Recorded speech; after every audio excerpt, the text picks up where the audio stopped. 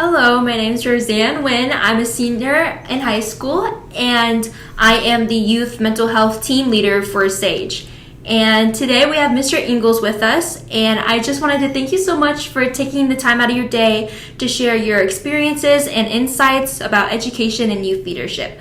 First, could you share more about your current role and organization that you work for? For sure. Well, hi, Roseanne. Nice to meet you. My name is Sam Ingalls, and I'm currently the program coordinator for the Mayor's Youth Council and the We Go Youth Action Team here at the Oasis Center in Nashville, Tennessee.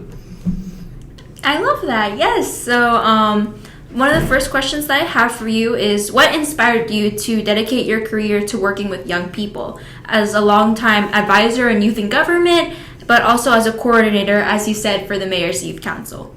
Yeah, so it starts with the adults that I had mentoring me in high school, seeing their passion working with youth and working with me, an idealistic, overachieving like youth. I really admired the patience that they had with me and just all of the wisdom that they were able to share about what some call the real world, having learned from them over the years was pivotal to me wanting to give back. And so when I graduated from college, I started in Teach for America, but then I moved over to the YMCA Youth and Government program.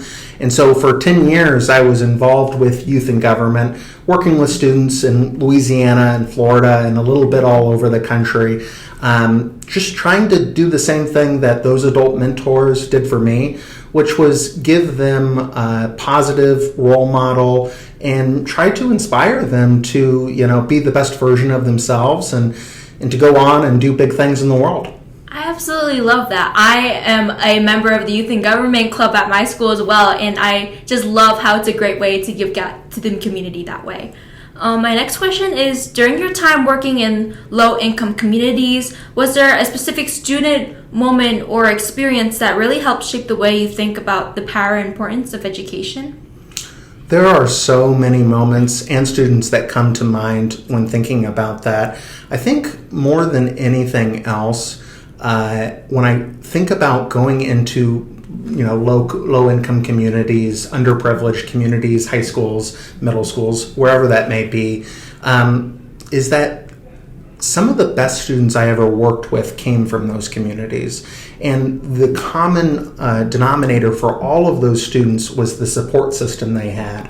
So maybe their school wasn't ranked the top of the state, but they had a teacher, they had parents or guardians, or maybe it was just community leaders that invested in them, giving them that ability, that empowerment, enabling them to say, I can do this. And so working with those students was eye-opening for me, coming from a different background. I went to a school that was one of those top in the state, and in realizing that we're a lot more similar than we are different, and that those students can be just as successful in life if given those resources and given, again, that empowerment, those words of wisdom that allow them to get involved in whatever that may be, and then moving into college or technical school, moving into their careers, leaning on those experiences. So, truly so many moments come to mind, but their resilience really inspires me every day thinking about it. I think that's really unique because my school does offer a lot of opportunities, but what really matters is, as you said, the dedication that students bring forward. And so I think that's a really wonderful thing that you brought up. Working with students often comes with both rewards and challenges. What are some of the most difficult obstacles that you faced in your mentoring roles, and what strategies did you use to support your students through those? So it wasn't that long ago, probably 15 years ago, that I myself was a youth. And so I remember what it was like going through those teen years. It's a roller coaster. Yeah. And I'm really sorry to say it doesn't change. It doesn't end. Life is a roller coaster. There will be ups and downs and all arounds, right? But for youth, experiencing some of these things for the first time, that can be really, distracting from maybe some of their school involvements, whether that's study or a club, whatever that may look like. And so working with them, talking with them. Sometimes just being a listening ear is what somebody else needs to move on with something. And, obviously for adults, a lot of folks go to counseling. Well, youth can do the same as well if they're trying to navigate, some of those rough periods of growth, especially the teen years. So helping them through those moments and also connecting them with other individuals, again, whether that's a counselor at your school or outside of school, connecting them with folks who are experts in maybe something that they're dealing with can be so important to them moving on. Yeah, I totally related to what you're saying. Like in high school right now, I have like so much schoolwork, and I'm always, after I do my work, I'm like, oh, I'll be fine. I will be stressed after I finish it, and then it's something new every time. And so I think that's really lovely what you said. My next question is, again, as the Youth and Government Advisor, you guided many students in learning about civic engagement and leadership. How did those experiences influence the way you approach mentorship and connection with young people today? I love youth and government, both when I was a participant in high school and today, because it really was such an amazing medium to work with other people. So again, if you're in high school working with other high school students, or as an adult now, working with youth to talk about what issues they care about. So with youth and government, as you very well know, you're writing speeches to make your point or to persuade an audience. You're writing legislation so you can push that policy idea into implementation, or to push it up the chain so that our actual legislators might give it a try. So having that medium to talk about our community, our state, our country is so cool, in my opinion. And I truly believe in the quote that youth and government always is throwing out there, which is that democracy must be learned by each generation. And so that always just slaps me right across the face when I think about why adults should take a bigger part in our youth's lives and teaching them, how to be advocates both for themselves, but also to take on the mantle of leadership for the next generation. We need you, in short. Yes, as you said, I think advocacy is such a beautiful thing, especially with youth today. Our next question I have, leaning more towards advice and resources. Based on your years of mentoring young people, what is the most important piece of advice that you would give students about making the most in their education? That's a hard one. It is. I would say first and foremost, show up. Mm-hmm. Attendance and being present for those, whether it's class or events or clubs, show up. I think so many people, they can sit on their hands and say, I wasn't aware of that organization, or I can only do so much in this class. It's not my forte. But show up either way. When you all move into college, there will be classes where you do not need to show up every class, but promise me, showing up will make a world of difference in your education, your learning, so that you're prepared when that end of semester exam comes up. And then also, take things, I realize this may be counterintuitive, but slow and steady. Life is a marathon. And so while there are certain times when things will go fast and maybe you need to make fast decisions, as a whole, life is going to be full again of those ups and downs. So kind of just take those moments with a grain of salt and keep pushing forward. Yes, thank you so much for sharing that. My next question is, from the challenge and successes that you've witnessed in students, what habits or mindsets do you think help young people thrive academically and personally? First and foremost, a positive attitude. It is so easy to see what's going on either around you in your community or nationally, internationally, and say, I don't know where I fit in. Change that mindset into a growth mindset where you and the people around you have the opportunity to grow every day, every week, every year. Look for the opportunities where you might be able to learn something, or might be able to engage with somebody that you didn't know before and develop a friendship or a connection that could last a lifetime potentially, but you'll never know if you don't actually try. So keeping that positive mindset and being open to friendships and new connections is probably one of the more important things that anybody can do. Yes, I definitely agree. Sometimes I myself can be a little introvert, but throughout the years of high school, yes, that's definitely also advice that I've taken for myself as well.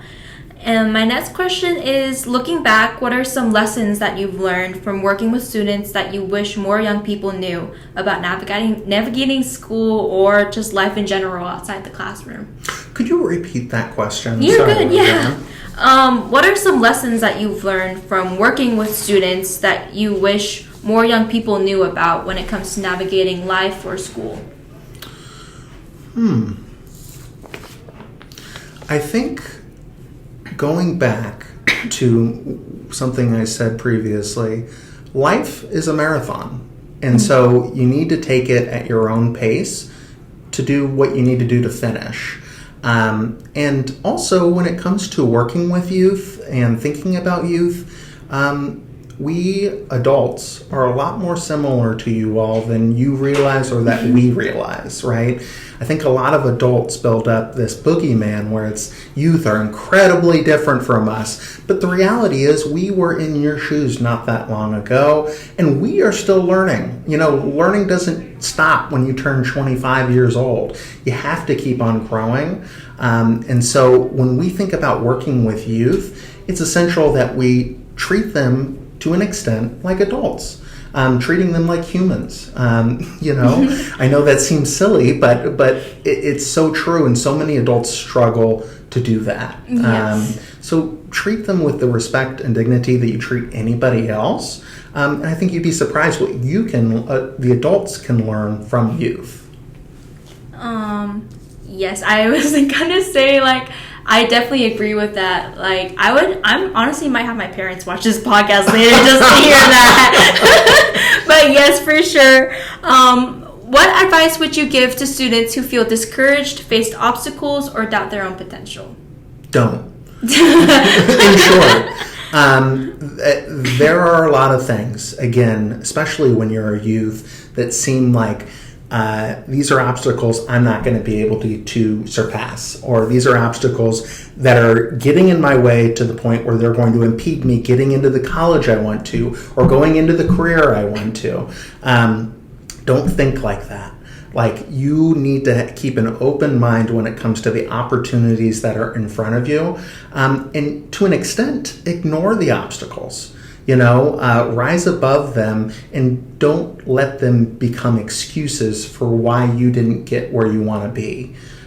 So much of life is going to have obstacles. So put those aside, or try to steer around them as much as possible so that you ultimately feel like this is what I want to do, and get to that point where you are having a fulfilling career or family or fulfilling neighborhood, friends, the list goes on. It really speaks out to me personally, because sometimes when I face obstacles, that can really set me back, but hearing you say that is really empowering to me. My next question is, how can students take initiative to seek guidance, resources, or opportunities that will help them succeed, based on what you've seen either in work, your own teaching, or mentorship? So much of that question, I think, plays into getting involved and getting connected. So a lot of students, for you and Emily and other folks, a lot of students can go through school and never be involved with anything besides the classes that they're taking. And that, unfortunately, leads to a lack of connections when you graduate. And those connections are so pivotal, again, to your entire life, whether that's college, you might be taking classes with them in the years ahead, or work. You never know when you may be out of a job and looking for your next opportunity, and there was somebody that you connected with back in high school, whether that's through youth and government or through student government, through the art club, through drama club. Those people, as long as you stay connected to them in some way, Facebook, LinkedIn, the list goes on nowadays with the digital age, as long as you stay connected to those folks, there always is an opportunity to reach back out at some point and see if they can help in any way. Or just chat to reconnect and learn about what y'all are doing in each other's lives. So keeping those connections alive is so important. And how do you get those connections? You got to get involved somehow, some way, right? So I know more than most, because I am an introvert, that it is so tough to reach your hand out and shake somebody's hand that you don't know, introduce yourself. But that is so key to your own growth, because you're pushing past that internal feeling like, I can't do this. But then also making that connection that could, down the line, either lead to friendship or a professional connection, whatever that may look like. Yeah, I definitely have to agree. I've definitely cold emailed, I believe is the term, a bunch of people that I didn't know, and it was pretty scary, but it definitely did open a lot of doors for me. So I definitely would have to agree with that. Coming down to the last few questions, if you could speak directly to your students from years ago, what guidance would you offer them to make the most of their time in school and in programs like youth and government or youth councils?